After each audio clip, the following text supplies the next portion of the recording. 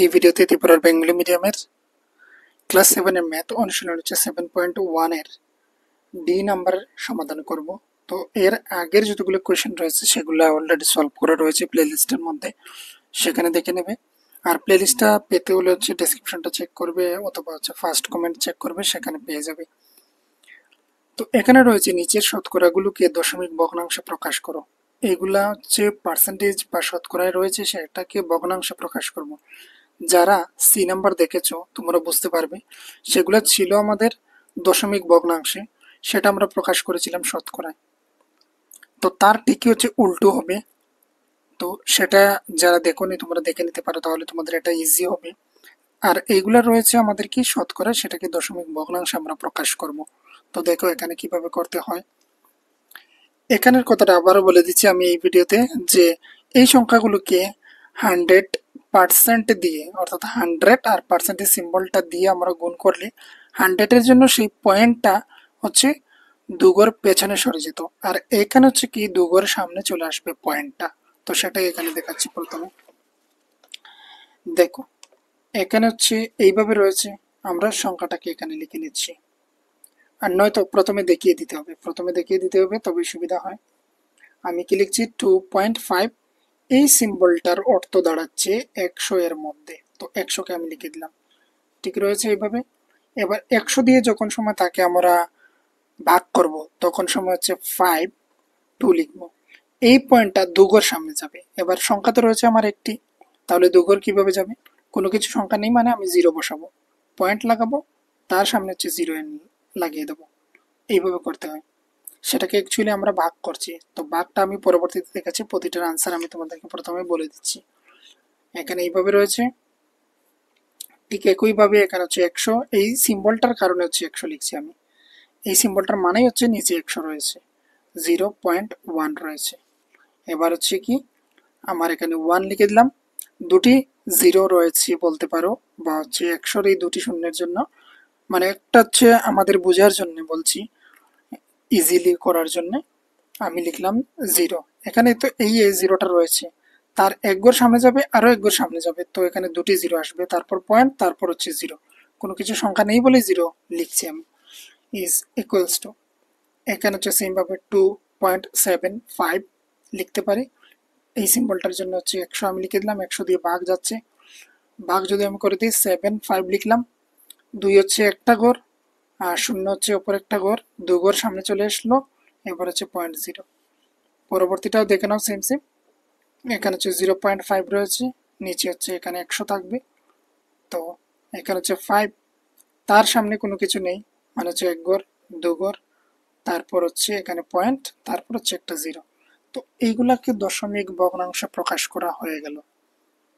এবার হচ্ছে এইগুলাকে কেন আমরা করি এমনটা, এমনটা কিসের জন্য? একটা আমরা যদি ডিভাইড দেখি তাহলে আমি এখানে প্রথমটার ডিভাইড দেখিয়ে দিচ্ছি, দেখে নাও কিভাবে সেটা হয়। তো 2.5, 2.5 কিভাবে দুঘর সামনে চলে আসে সেটাকে দেখিয়ে দেব। তো এই যে সিম্বলটা রয়েছে তার সিম্বলের অর্থ কি বলেছিলাম, 2.5, এখানে হচ্ছে 100। তো 100 দিয়ে তাকে আমরা ডিভাইড করছি। তো দেখে নাও এখানে হচ্ছে 2.5। তো প্রথমেই হচ্ছে এখানে 100, এখানে হচ্ছে 2 রয়েছে, 0.5 যেটা সেটাকে ইগনোর করো এক কোণে। তো 2 এর মধ্যে সে হচ্ছে ডিভাইড করা যাচ্ছে না, তাই এর জন্য 100 জিরো যা হচ্ছে 0, 2 নামিয়ে আসলাম, 2 নামিয়ে নিলাম। এবার আমরা 5-কে নামিয়ে নিয়ে আসবো, যার জন্য হচ্ছে আমি পয়েন্টের ঘর পার হয়ে যাচ্ছি, তাই এর জন্য এখানে বসাবো একটা পয়েন্ট, বসালাম। এবার হচ্ছে এখানে 5 বসিয়ে দিলাম। এবার দেখতে পাচ্ছি এখানে 25, এখানে 100, তো অবশ্যই এবারও হচ্ছে ভাগ যাচ্ছে না, তাই এর জন্য 100 জিরো যা হচ্ছে 0, এখানে বসিয়ে দিলাম। এবার হচ্ছে বিয়োগ করে দিলাম, তাহলে 5 চলে আসলো। এবার হচ্ছে কি ওই যে এখানে পয়েন্ট রয়েছে, ওই পয়েন্টের জন্য আমি একটা জিরো এখানে লিখতে পারি, তো হলো 250। তাহলে এবার দেখতে পাচ্ছি 100, আর এখানে হচ্ছে 250 রয়েছে, তাহলে 100 দুগুণে হচ্ছে 200, 200, আর তাকে বিয়োগ করবো, তো এখানে হচ্ছে 50। এখানে এই যে পয়েন্টটা রয়েছে, এই পয়েন্টের জন্য ওপর একটা আমরা জিরো বসাতে পারি এখানে। আর এইবার হচ্ছে কি, এইবার হচ্ছে 5 ইন্টু 100, তাহলে 500 মাইনাস করে দিলে 0, রেজাল্টটা কত বেরিয়ে আসলো? 0.025, 0.025 আমরা করেছিলাম। তাহলে এখান থেকে হচ্ছে এই লং ডিভিশনটা তোমাদের করার প্রয়োজন নেই পরীক্ষার খাতায়। তোমরা হচ্ছে কি করবে, 2.5 যেই পাবে সেখানে যে সময় এই পার্সেন্টেজটা থাকবে নিচে হচ্ছে 100 আমি যদি লিখে দিই, তাহলে বুঝতে হবে আমাকে এই পয়েন্টটা দুগোর সামনে যাবে। এবার কোনো কিছু নাম্বার যেহেতু নেই, তাহলে 0.02, তাহলে তার দুগোর সামনে এক ঘর হচ্ছে 2, আর আরো এক ঘর দুগোর সামনে চলে গেল, এখানে 5। এই হচ্ছে আনসারটা, প্রতিটার সেম কন্ডিশনে হবে। যখন সময় আমরা 100 দিয়ে ডিভাইড করব, তখন সময় হচ্ছে পয়েন্টটা দুগোর সামনে যাবে, পয়েন্টটা দুগোর সামনে এগিয়ে যাবে। এবার যদি এমন হয় 1 2 পয়েন্ট পয়েন্ট হচ্ছে 25, আর এখানে হচ্ছে পার্সেন্টেজ রয়েছে, তাহলে আমাদের কি করতে হবে, এখানে হচ্ছে 12.25, আর এখানে যদি 100 থাকে, তাহলে হচ্ছে কত ঘর সামনে যাবে, দুঘর সামনে যাবে। তাহলে হচ্ছে আমরা লিখব 1, তার আগে হচ্ছে 0.1225। এই হচ্ছে আনসার, হলো তার আনসারটা।